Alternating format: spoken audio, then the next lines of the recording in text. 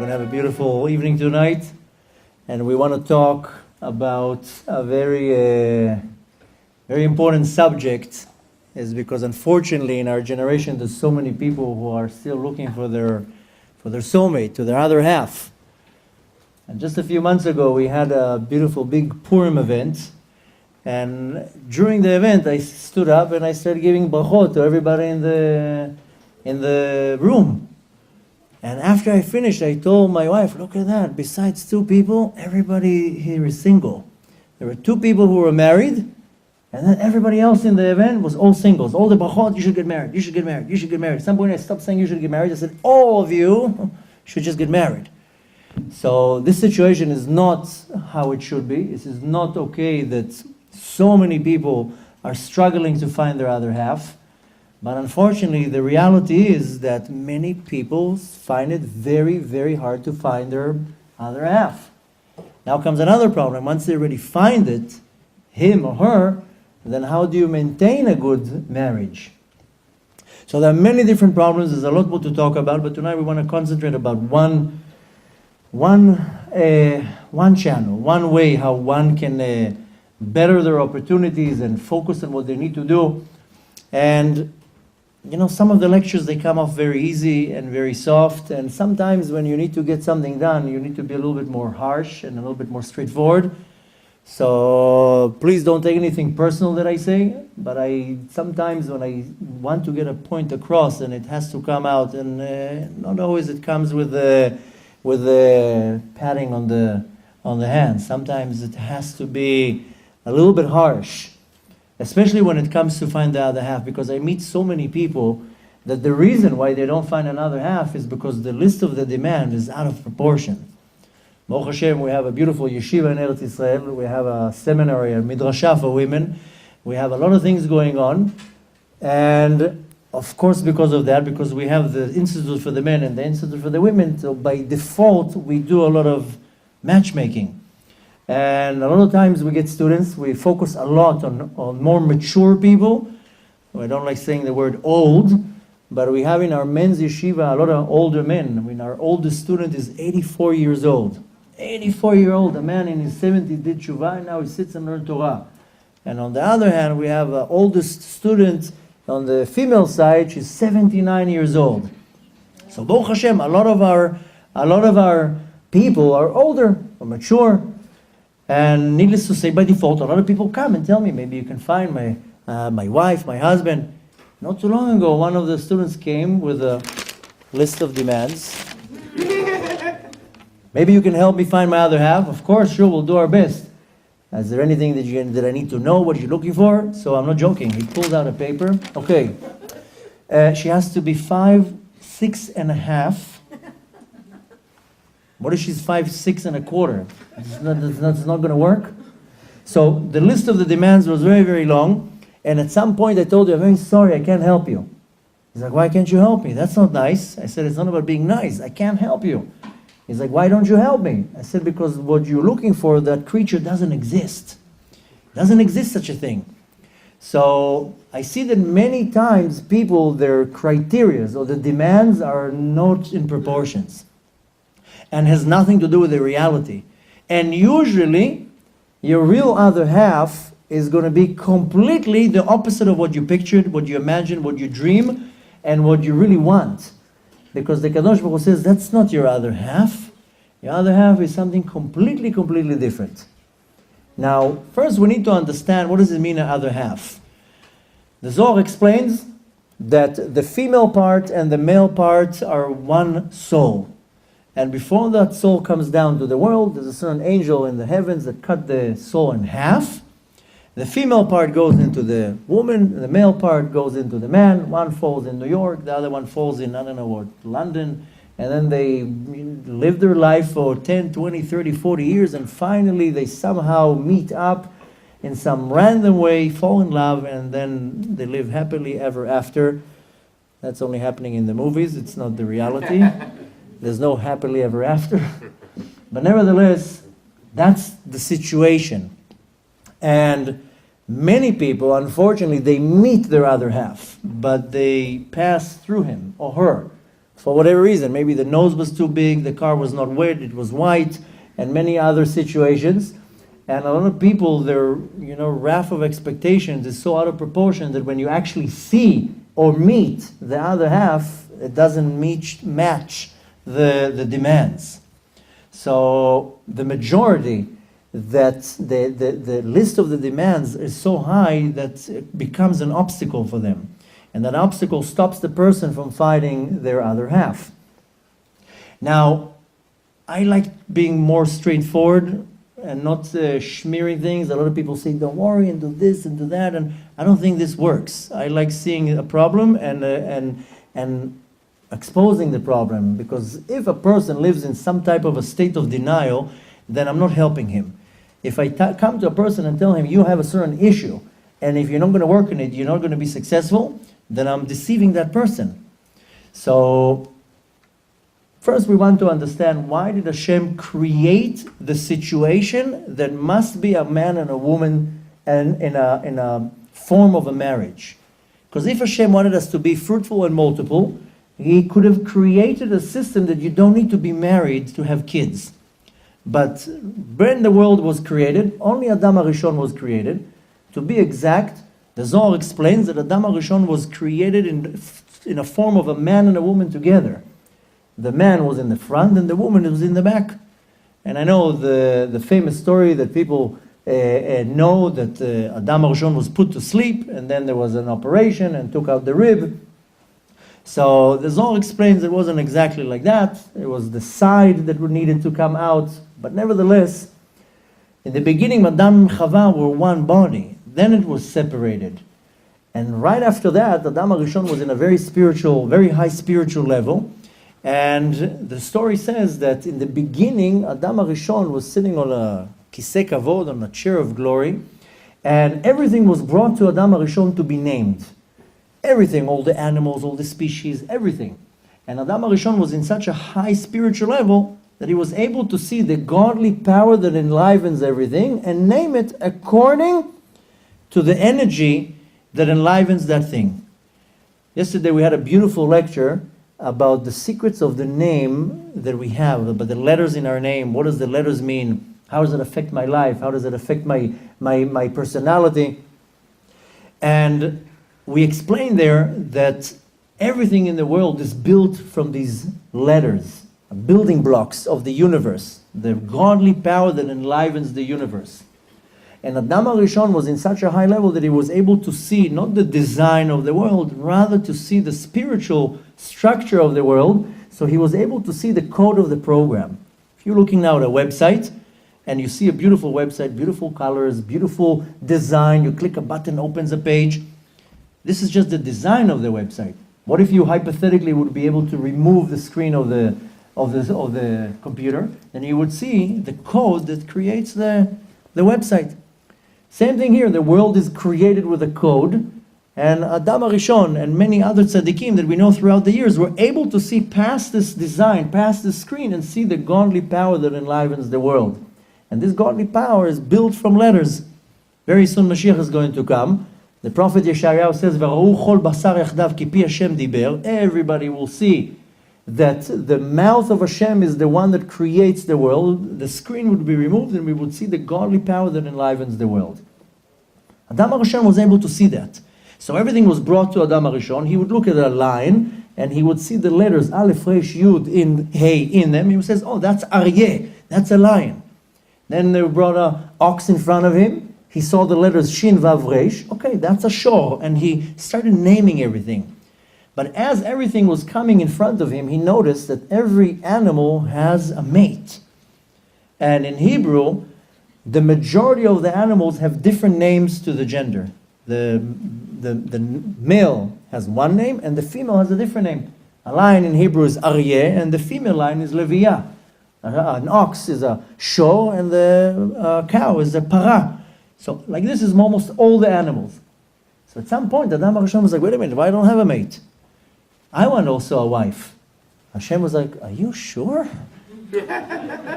Are you sure with this? No problem. I mean, you asked for it, I'll give it to you. Up until today, we're praying for that. But, no offense, yeah? But Adam HaRishon says, I also want a mate. No problem. Hashem right away put him to sleep, and he separated Chava from him. But comes a big question, why did Hashem create the system that has to be a husband and has to be a wife? Because the first commandment that Adam and Chava got is to be fruitful and multiple. Pluvu. But technically Hashem could have done a system that we just look at each other and a child comes. Or some type of a system. Why does it have to be a man and a woman together? So, the Talmud says that a person that lives without a mate, without a wife, then he doesn't have any happiness.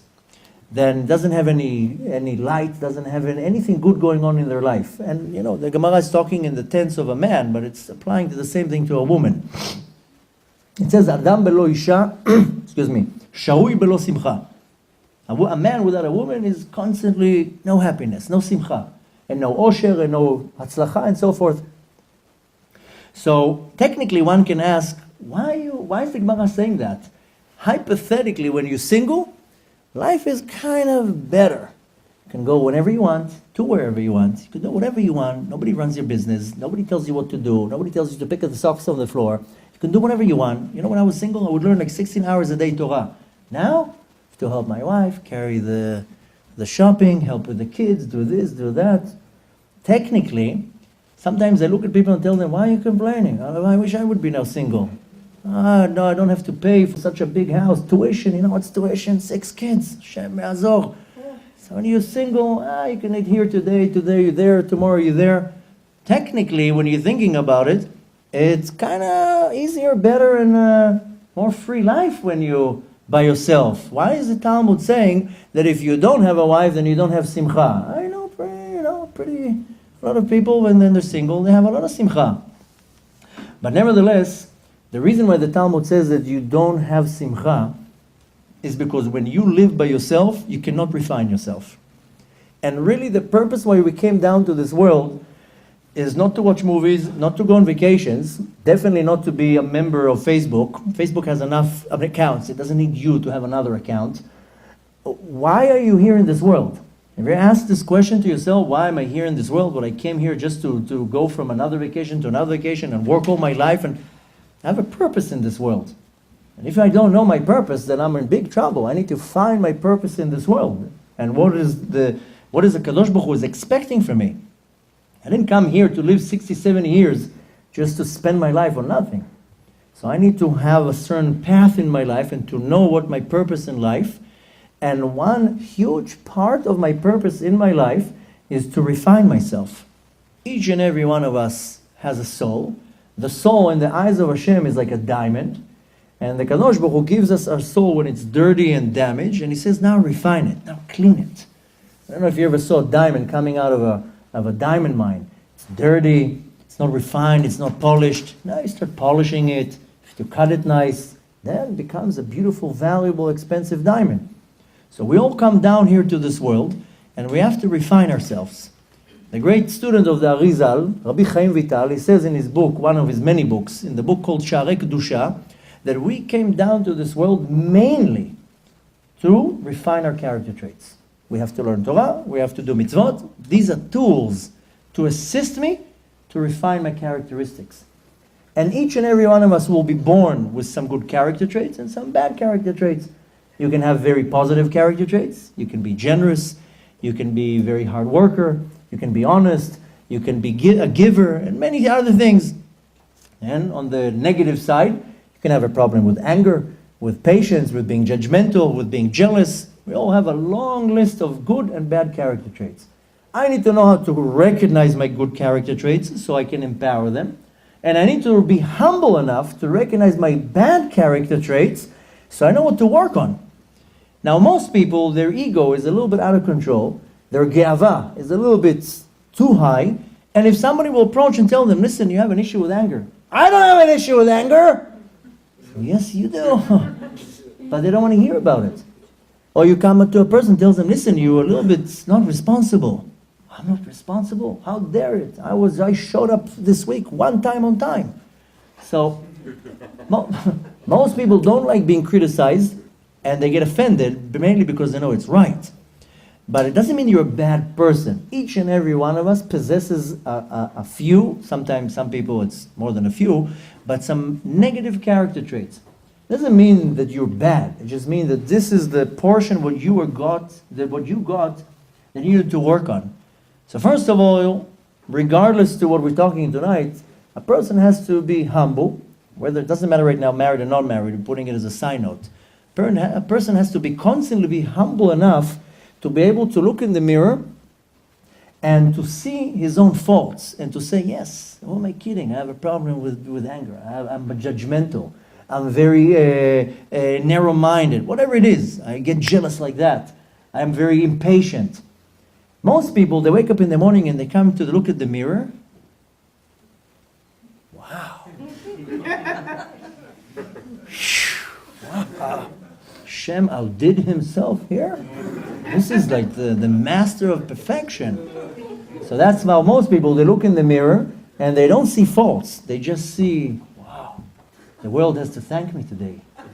So, but the reality is that the right person has to look in the mirror and says, who am I kidding? I woke up at 9. I should have woken up at 6. Who am I kidding? I'm late to the meeting. Who am I kidding? I treat people disgusting. So, and again, it's not about putting somebody down. It's seeing the reality. And it's important that you understand that it's not about putting a person down to making him feel bad. It's to understand the tools that what Hashem gave me. If you go to a job and the boss tells you, listen, the job is not necessarily what you like, but what you gotta do? You gotta pay the rent. And your job today, the definition of the job today is to do this task. And here is a tool to do this task. I need you to dig a hole. Here's a shovel. I need you to paint the wall. Here's a brush. So Hashem puts you in this world and tells you, I need you to work on your anger. Here's a lot of people who will annoy you. That's it. And then Hashem gives you a few tools how to deal with it. And there, go ahead. Start refining your character traits. So the teachings of the student of the Arizal, Rabbi Chaim Vital, he says, we came down to this world, letaken et hamidot, to refine my characteristics. So different sages, different rabbis in the generations called it in different terms. The Gaon from Vilna calls it leshaber et hamidot, to break the midot. You have a bad midah, break it. Don't let it cause to you an obstacle.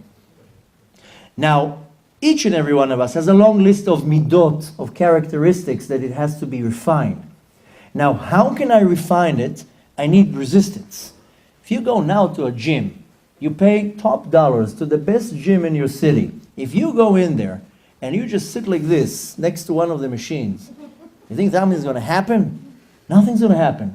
You need to start moving around. You need to push and to pull and to lift and to... You need resistance. And even if you go by yourself and you start doing like that, then what's going to happen? Nothing. You need resistance that when you push, that thing is pushing you back. When you pull, then it's holding you back. So I need to refine my character traits. I need something that will cause a resistance. If I need to work on my patience, if my character trait is a problem with patience, then Hashem is going to put all the people in my life that are going to cause me to lose my patience. And if I need to work on anger, then Hashem is going to give me a wife that's going to drive me nuts, a boss that's going to drive me crazy, kids that are going to put things on the floor all day long. And why? Because that's my task or my mission in this world. Now, it doesn't mean you're stuck with the same mission the whole life. Could be that from age 10 to 20, you have to deal with one thing. Age 20 to 40, you deal with another thing. You need to be humble enough to be able to receive the job offer from the Kadosh Baruch Hu to understand, what does Hashem want from me? How many times things don't work out in your day and you stop there and you're saying, Hashem, what do you want from me? Wouldn't it be great to get like a WhatsApp message saying, I want you to be a little bit more polite. Why did you say so? So we constantly ask Hashem, what do you want from me? Just imagine how cool it would be if Hashem would answer you. But the point is that He does answer you. You know how He answers you? He puts people in front of you. Everybody in your life are mirrors. Your parents, your siblings, your friends, your boss, your neighbor. And if you're smart and mainly humble, you look at every person in your life and you recognize, what does Hashem want from you? And if Hashem wants you to work on your anger, on your patience, on your generosity, whatever, He will put those people around you. And you just have to have the right perception to understand that. So when the Talmud says, A person that is not married doesn't have simcha, doesn't have a blessing, doesn't have happiness. Why? Because you don't have the resistance. You don't have the partner to make you work on yourself.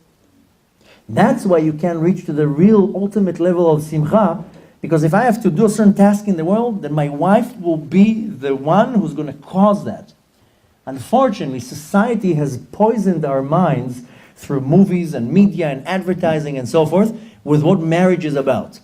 You ask now a person, what is marriage about? You're thinking you're walking down the coast, the beach, holding hands, and love, these hearts everywhere. And that doesn't even work in the cartoons.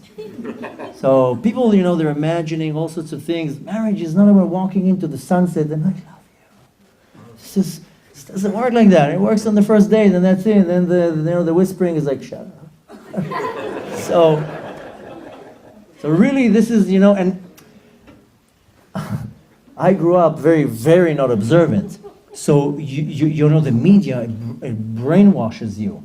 And you see commercials sometimes, and the commercial is, the message behind the commercial is so refined that it affects your subconscious, and we are really affected by media and commercials and movies. And most people think that marriage is literally about romance and love, and this is not marriage. I don't know many couples that walk hands in hands and they kiss, and this is just as good for maybe the first 3 months.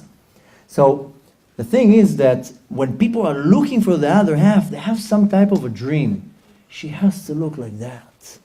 And if she doesn't, then no. I told you, not too long ago, another person came to me, and he told me the same thing when he wanted me to help with finding a shidduch, and he told him she has to be 5.6 feet. And I said, well, I have a wonderful lady. Really? She's gorgeous. Really? Yeah, and she has a lot of money. Wow. And she's this and she's that, but she's only 5'4". No, I don't want her. Are you serious? You're talking here about a little, so bend down a little bit. What's the big deal? So sometimes people are stuck on so many things, then of course you can find your other half. Now when I became observant and I was looking for my wife, then I went to the first matchmaker and she told me, what are you looking for? I said, I'm looking for my wife. Okay, like what are you looking for? I said, my wife. You don't have any requests or, well, she needs to be Jewish. Of course she's going to be Jewish, but what are you looking? I said, no, I'm looking for my wife. I don't know how she looks. I don't know how she acts. I don't know if she's Sephardi or Ashkenaz. I don't know if she's tall or short. I don't know. I never met her. But I'm looking for her. The Shadchan couldn't figure out what I'm saying. I said, what don't you understand? Whatever you bring me, I'll analyze it. And if she fits, it fits. And the first date I went on, she was divorced with a kid. And I'm like 28, and I'm like, okay, if my wife has to be divorced and come with a kid, then that's my wife. What, am I going to shoo her off because she's coming with baggage? I also have baggage. Most people say, no, divorce with a child, no. It's not for me. I'm not going to raise somebody else's kid. What if that is your wife?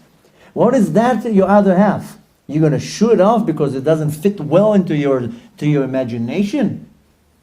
So most people, they have it completely wrong. They draw a certain line, what needs to be, how it needs to look, and then when you're looking at the actual, I don't want to say the word, doesn't sound nice, but when you're looking at the product, you don't recognize the qualities of the product because you're looking at something completely else. And this is a problem with many people, and I know a lot of people say, no, it's not me. I don't know what he's talking about. Well, if you don't know what I'm talking about, then good. But I see with many people that the list of demands is out of proportions. I know you should have a few list things that you want her to look a certain way or behave a certain way, but this is so irrelevant. The look, after 10, 20 years, after 5, 6 kids, the looks completely changes. The other day I took a haircut. I know it happens sometimes. I barely have any hair, but I took a haircut. I came home and I took off my yarmulke and my kids started laughing. I was like, why are you laughing? It's like, how about you bald? I was like, well, why? Don't say to the world that I am. I wear a big yarmulke, so you're not going to see anything. But they were laughing at me that I don't have any hair. And I said, well, every year, I lose hair. The yarmulke becomes bigger and bigger. And, at one point, I'm just going to go with a helmet. So, but they were laughing at me that I was losing hair. And I was like, I don't care if I lose hair. It's irrelevant, so what? But that's how Hashem wants me to look when I'm going to stress over the fact that I'm losing some hair. But for them it was very amusing that I look a certain way. And I told them, it's so irrelevant how the external part looks. What's important is the internal parts. When you look at the product from the outside, you might be fooled by the design. The inside is what makes the difference. Our sages 2,000 years ago says, "Al tistakel bakankan ela b'ma shebetocho." Don't look at the, in English they translated it, don't look at the cover, the book's cover. Look at what's inside. But 2,000 years ago, 2,500 years ago, our sages said in the Mishnah, don't look in the jar, just look what's inside. So sometimes the answer to all my questions is right in front of me, but I'm ignorant enough, or my ego is out of control that I don't see what's in front of me. And the thing is that, like I said before, my wife is my resisting tool. I know it sounds very mechanical, but I'm saying my wife is the person that is placed in front of me that will touch all the buttons that need to be pressed to get me out of my kelim, to get me out of order. So if I need to work on anger, my wife will be annoying. If I need to work on patience, my wife is going to throw things on the floor all day long. Whatever it is, my wife is the one who's going to make me work on myself, work on my midot. Now, the first step and most important is that you can't think only of yourself. Most people, when you come and ask them, what do you want in your other half? She needs to look like this, he needs to look like that. Minimum an MD, a BMW, and 170,000 a year. So there's a long list of demands, which is okay. But I never heard anybody saying, who cares what I want? Let's see what the other side wants. Have you ever thought of that? Usually when you come to look at the other half, she needs to be like this, she needs to be like that. He needs to be like this, he needs to be like that. I never heard anybody saying, you know what, I don't care. I care, what can I give my other half? How can I make my other half feel better, make her life a little bit better, and so forth. So the first and most important is that a person has to stop thinking of themselves. Because this is the number one recipe for disaster in marriage, is when you think of yourself. And a lot of people, they don't get married, not because they're not worthy or what, because they're not proving to Hashem that they're ready to go into a relationship. Because Hashem says, listen, I need you to treat your wife nice. Because your wife is a diamond. And if you're not ready for that, why should I bring her to you? Most people in relationship, this is the recipe for disaster in all relationship, is when one person is selfish and they're thinking of themselves. What is in it for me? If you're going into marriage and your way of thinking is, what am I gaining here? Then even if you find your other half, it's not going to be successful. Because marriage is about, what can I give the other person? This works in everything in life, in business, in partnerships. When a person is selfish, thinking of themselves, they'll never be successful in anything. Even in a business partnership. In anything. So much more so when it comes to marriage, if your agenda, if you're sitting in a date in front of a person and you're saying, what is it in it for me? Because that person needs to be attractive or financially stable or whatever, I'm thinking of myself. I'm not thinking of the other person. Try once to shift the whole method of thinking is, marriage is not about me, it's about my wife. I don't want to say my husband, because that's not going to sound nice and with all these cameras saying my husband, people are going to go, oh, husband. So I'm going to say wife, don't take it personal. But I'm saying marriage is not about me. It has nothing to do about me. And when I counsel couples about their lifestyle and their marriage, then it's less relevant for single people. But when I talk to married people and they have different issues, I always tell them the same thing. Before you come into the house, after a long day of work or whatever it is, take 5 minutes. Take a deep breath. Sit outside. Read some Tehillim. Go and pray Mincha and Arvit. Something. Clear your mind. Get all the pressure off your mind that when you come into the home, you don't come in like a gladiator and start screaming. You come in soft and nice. You don't know what the other side went through that entire day. The fact that you had a bad day, you don't have to throw all this on your wife. The problem with the most that I see in disasters in relationships is when a person is selfish and they're only thinking, what is in it for me? You have to completely switch the way of thinking that it's not about me, it's about the other person. This is the foundation to any successful relationship, so much more so in a marriage. Now, when I'm thinking only of myself, I'm actually not fulfilling my part in the universe. I have a part in this universe. A lot of people think they have a very low self-esteem and they think that they're just another screw in the system. But the reality is that each and every one of us has a huge part in the universe, and if Hashem found it right to put you in this world, it's because there's a reason for that. So you need to understand that you have a huge part in this world. But when I'm only thinking of myself, then I'm not fulfilling my parts of my part in this universe. Now, if I'm single, I don't have the way to work on my midot. I need to find my other half that will assist me to work on my midot, on my characteristics. So that starts already in the process of the dating. I can't come to the date with a list of demands. I can't come to a date thinking, how am I getting the most out of that person to satisfy my needs? And this is the wrong way of looking at it. This is not how things work. So how really do you find your other half? What's the method behind it? What's the secret? And I'm going to disappoint you. There's no secret. There's no hocus pocus. But let's go into history and we'll see how it worked originally. Who's the first one who looked for a shidduch? Avraham Avinu. Who? Like Adam had... Oh, no. No, Avraham Avinu. No, Avraham Avinu. Abraham for like... Avraham Avinu, he looked for a shidduch for his son, for Yitzchak. He sent Eliezer. But really, when you want to go back into history, who's the one who was looking for a shidduch, where we see in the Torah is the source for everything? Avraham Avinu. Now, Avraham Avinu, when you say the word Avraham Avinu, you imagine like this old man with a camel. And no, Avraham Avinu was a tycoon. He was a trillionaire. He was a minister. He could control the entire world. Kings came to him and bowed down to him. He was something huge. We're imagining some old guy with shaking hands in a tent. He was like the man of the century. Now his son, Yitzchak, was attractive, strong, smart, rich, the son of Avraham Avinu. Technically, Yitzchak couldn't get anyone he wanted. Technically. Just think of the dynasty. Who's Avraham Avinu? Where they come from? That wealth and status. Technically, Yitzchak could get whoever he wants. He could have gone to any single bar, lean on the bar, hey, want to marry me? But Yitzchak didn't do that. Yitzchak was sitting and learning Torah.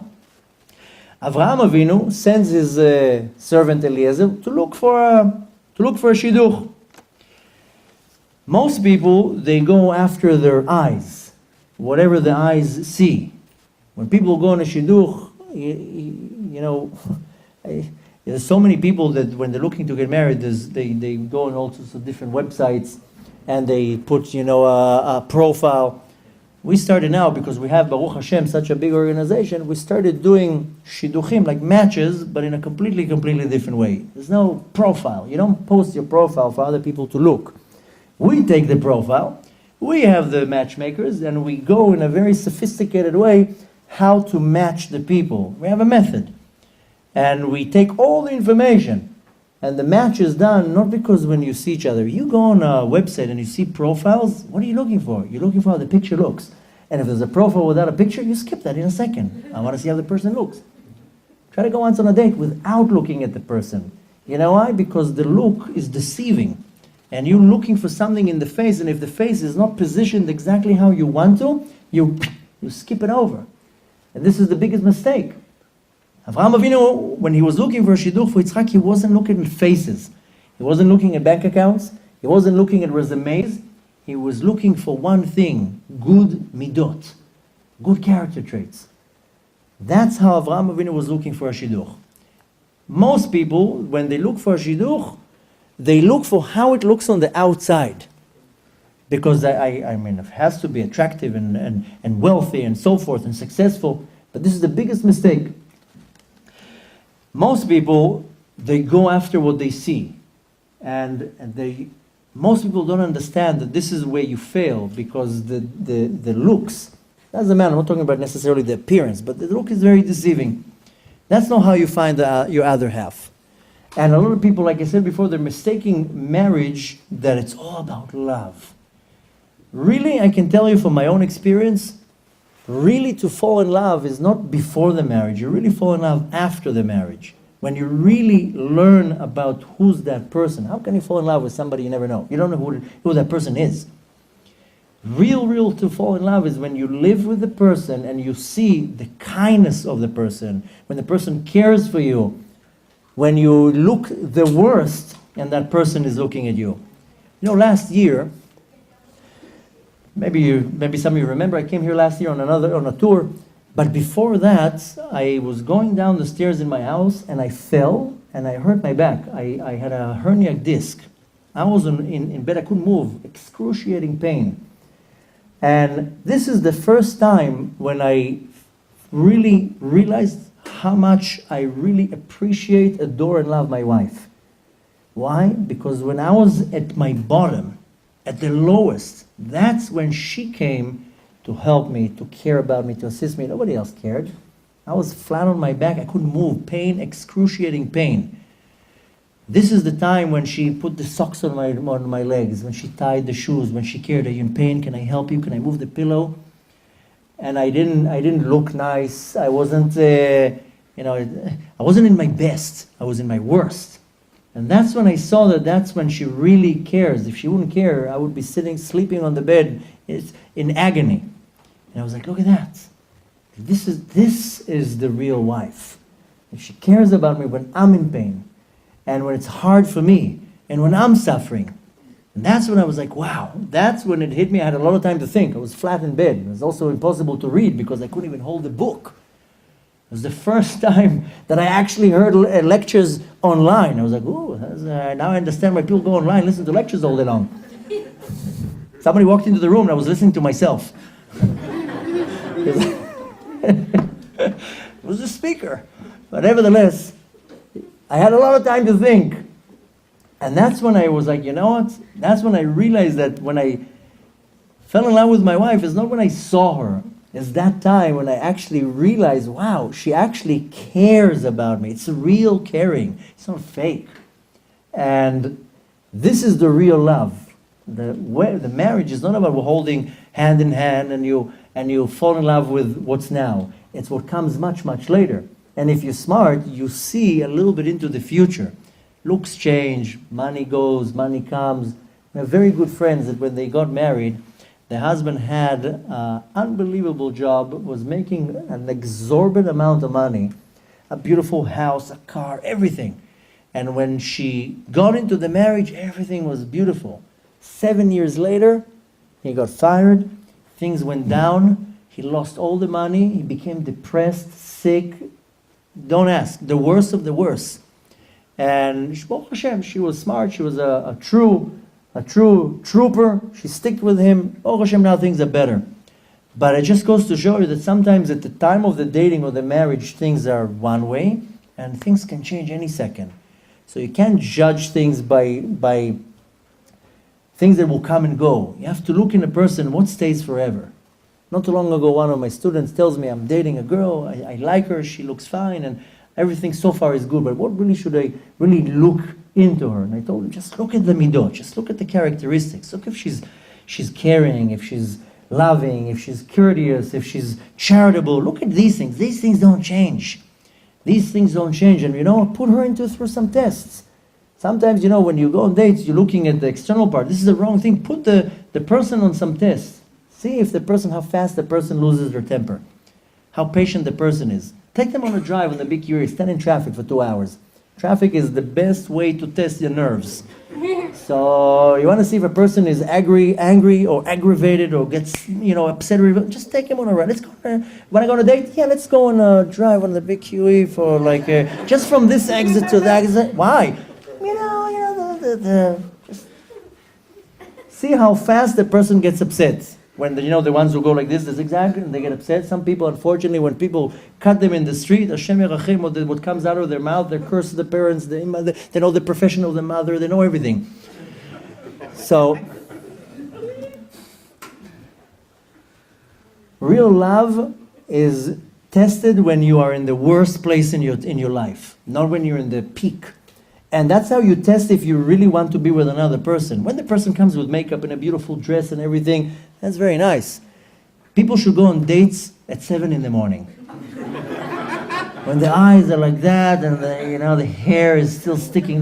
That's how you have to go on a date. Not at 9 o'clock at night when the person is relaxed and 3 hours of makeup. And the whole thing should change completely. Go meet the person 6 o'clock in the morning. Hi, just wanted to see how you look in the morning. You think after the wedding you wake up in the morning and there's makeup? No. So you can't fool yourself. This is what the problem is. A lot of people fool themselves and they want to see something that doesn't really exist. You have to be realistic. Now, going back again to the love part, the real love is not when you date. The real love is developed through the years. When it's really your other half, the love grows. In a lot of groups, in Hasidic groups and different Orthodox groups, there's a match. And they don't really know each other. They go on 2-3 dates, everything seems to work. Well, that's it, they get married. They don't even know who they are. They look at each other in their wedding, ooh, that's you? Ooh. So, but nevertheless, in a lot of the cases, these are the most successful marriages because it's not based on anything external. It's based on perimeters. And it works. I told you now, when we're doing all these matches, we don't show each other profiles. People say, show me how she looks. I'm not showing you anything. I'm not showing you how she looks. You're going to go to the date. What, a blind date? No, not a blind date. We're going to go through all your information, and we match it. Like they used to do 2,000 years ago. And you know what? The match is perfect. Why? Because there's no schmutz around. There's no financial status. There's no looks.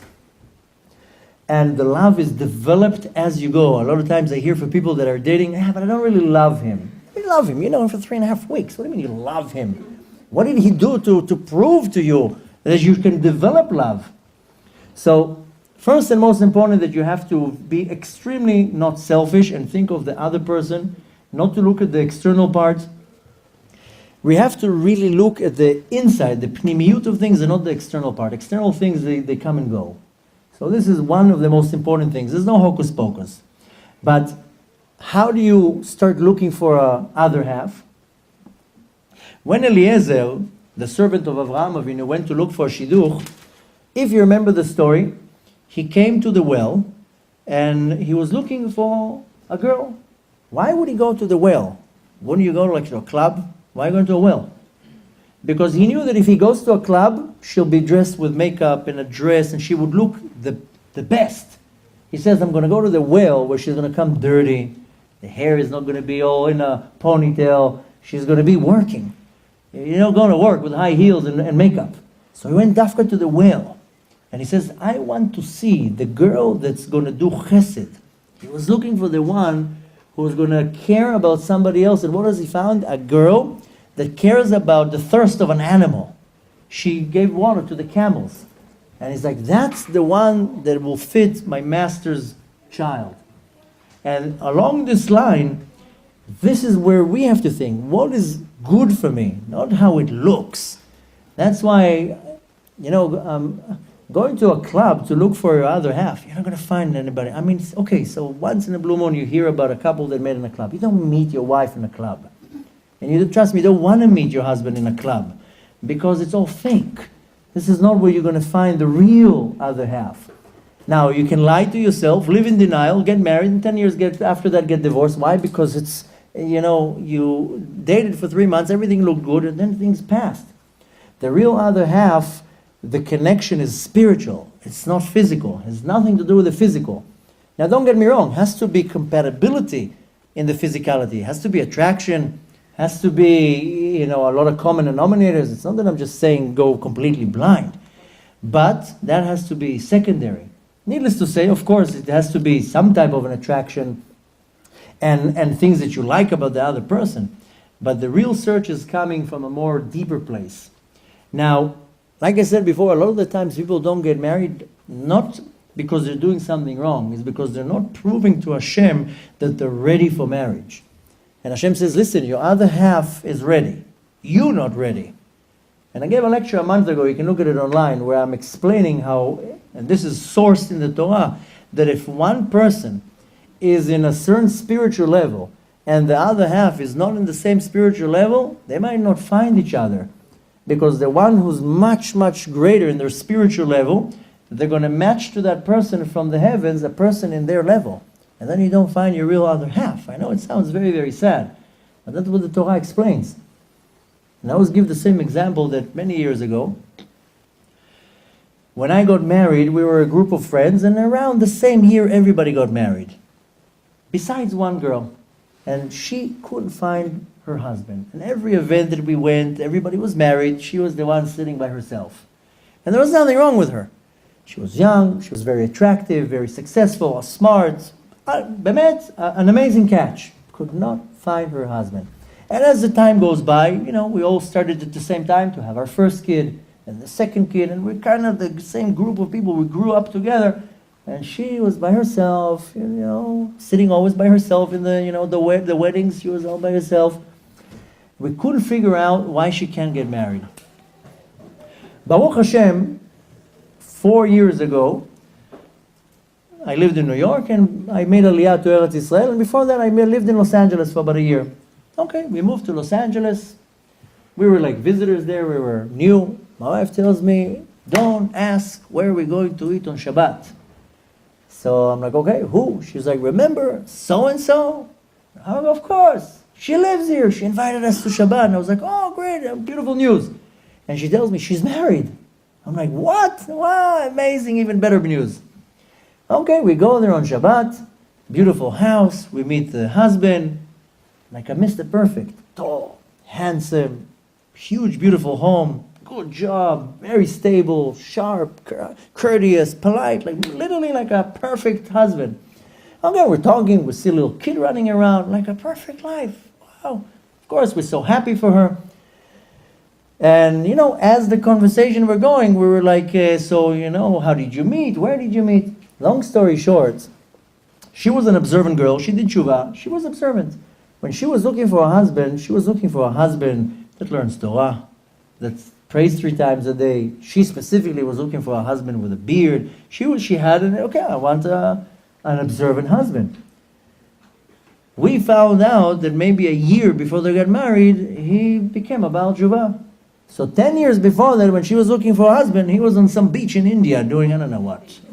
But I know what he was doing. I don't want to say it out publicly, But when she was looking for a husband, he was in a completely different place. So she was in a very high spiritual level. He was not.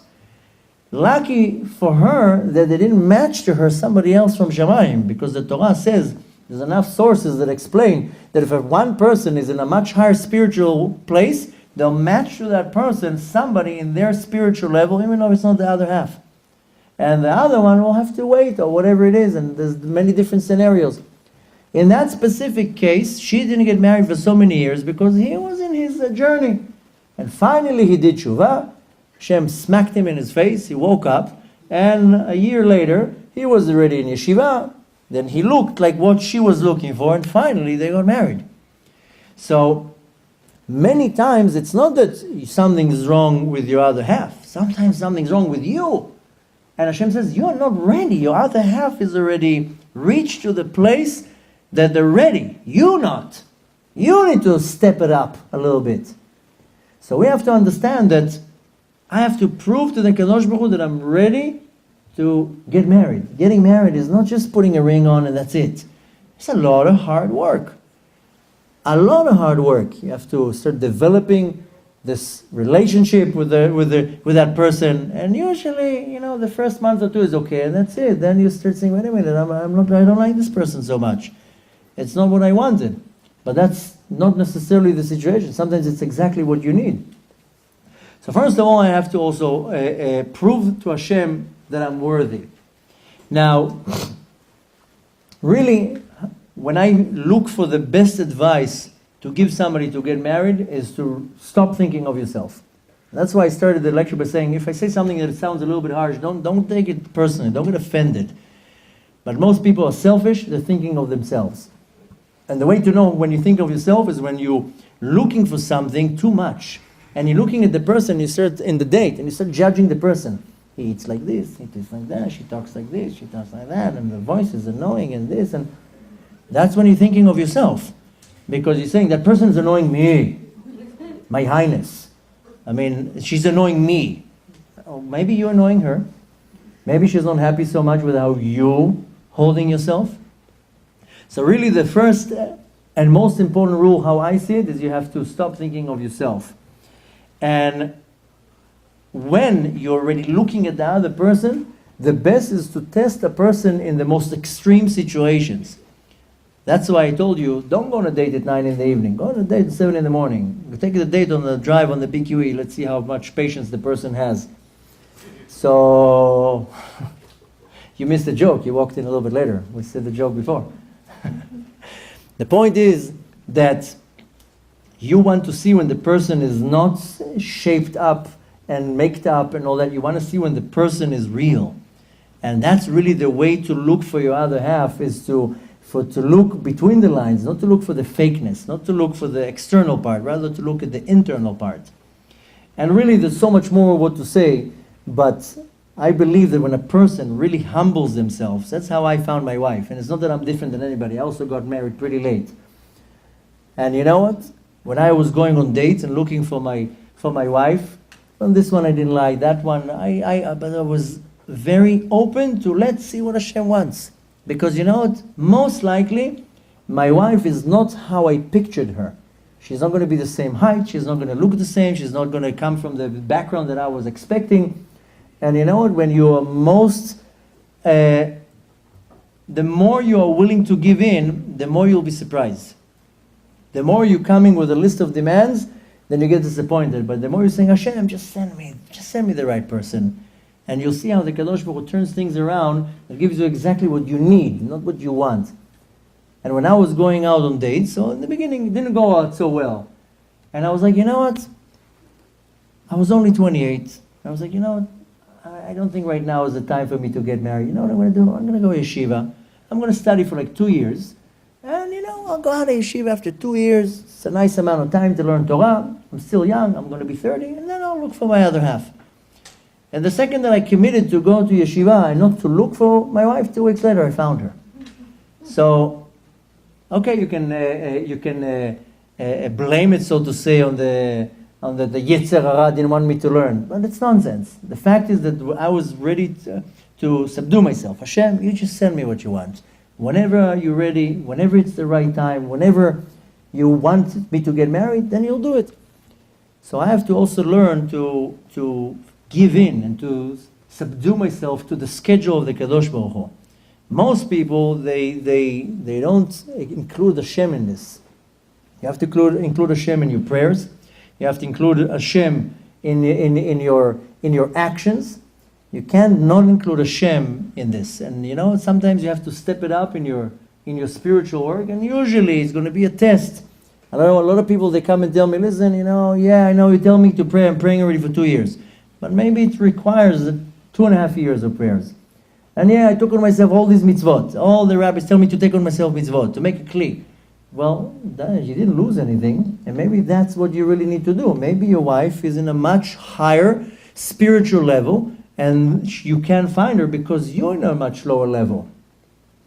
So to kind of summarize exactly what one needs to do is, needless to say, there's no question that a person needs to constantly involve Hashem, and you do this with prayer and you do it with your actions. You have to be humble. You have to see, first of all, not the other person's faults when you're sitting in a date, is to see your own faults and to see how am I making that person's life better, not how that person is making my life better. When you switch the whole pattern of thought, you see things become completely different. And of course, most importantly, that you need to be humble to see that everybody has faults. You also have faults. And you know, when I was looking at my wife when we were going on dates, I was not looking at the good things. I was looking at the bad things. I was looking for faults. It has to be something that I need to see what I need to work with. And you know, then very quickly I found, okay, then I'm not so crazy about this, I'm not so crazy about, but whatever, you know, the 70% that is good, 30% is not the best, whatever, but it's workable. It's going to help me become a better person. I can help her become a better person. The marriage is about building the relationship. And the marriage is not only about me and her, because then very soon after that comes kids. And then the focus is not on the marriage, the focus is on the kids. So marriage is much more than just going into a chuppah and finishing with it and some nice pictures. It's much more than that. And of course, like I said, needless to say, one needs to include the Kadosh Baruch Hu in everything that they do and pray. Now is a very auspicious time in the month of Elul to really look at my previous year and do tshuva. We're in a very auspicious time now before Rosh Hashanah. Our sages explained that on Rosh Hashanah, everything that you're going to get in the next coming year is decided on Rosh Hashanah. So you have now a whole month to prepare yourself spiritually and emotionally and mentally to the day of Rosh Hashanah, that when you come there, you pray to the Kadosh Baruch Hu the right way, that He will send you exactly what you need at the right time, the right way. You have to be very, very humble in front of Hashem and to understand that the Kadosh Baruch Hu has a certain schedule. He works on His schedule, not on my schedule. And I find that the more humble you are, then the faster Hashem delivers your other half, and in the best way possible. Fortunately, we suffer from this disease called an ego, and it's about me and what am I getting from here? How is that benefiting me? This is not to my liking. So the point from now on to take is not to just sit here and I see a lot of heads like agreeing. I don't know if they're agreeing or just saying, okay, shut up, you said enough. But a lot of heads are like, well, I think there's this dog they put in the dashboards, the Chihuahua. So the point is not to go like this. The point is to say, okay, let me take something with me tonight that I can apply to change my life. If you go to a lecture and you're sitting and you're going out of the lecture and you then don't take something out of the lecture besides breathing the air here and warming up a chair, you didn't do anything. You wasted your time. I know that most people, they come to a lecture, they don't take anything with them. They take maybe a CD or the flyer for the next lecture. The point is to go out of the door and to say, okay, what am I taking in my life that I will change something in my life? So my recommendation is you take with you something spiritual. So you take on yourself a certain mitzvah that is difficult for you to do. Specifically something that is difficult because you want to have resistance. Difficult mitzvot are what's causing you to grow spiritually. And needless to say that you want to choose something that you're not going to do it for 3 days and stop. That you're going to be persistent with it. But more than that, the best practice one can do is when you look in the mirror every morning is to look at yourself and you tell yourself, listen, I'm not that great myself. I also have faults. And if I'm changing my way of thinking, that it's not about what I gain from that, it's what the other person, what can I give another person? When I, in my mind, make a switch that I want to be a giver, I want to care about the well-being of somebody else, where can I make somebody else's life better? You start thinking more about the other person than yourself. You're proving to Hashem that here I'm ready to go into a relationship. Because a successful relationship is not about me. If you're going into any type of relationship and you're thinking only about yourself, it's not going to be successful. So this message is the same to somebody single or somebody who's already married. I see so many people, they get married, they're already past the barrier of finding the other half.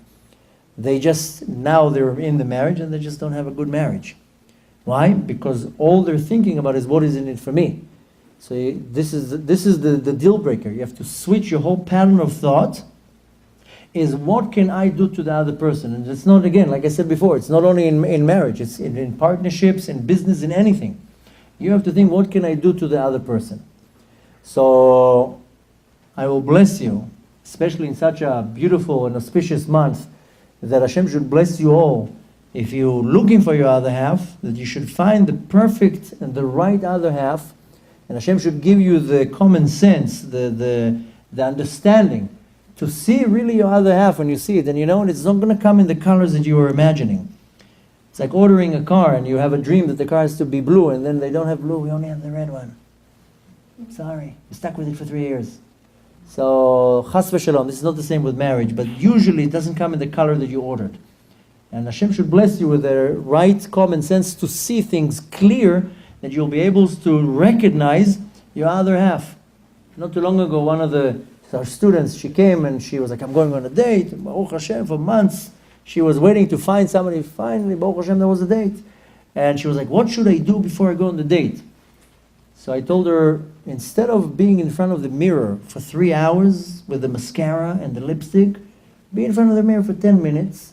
Just put a little bit of makeup that you will look nice. And for 3 hours before the date, read Tehillim, pray mincha, maybe go and do some act of kindness, help somebody, that you have the light of chesed shining from you, that you sit in front of that person. He was not going to look at your appearance.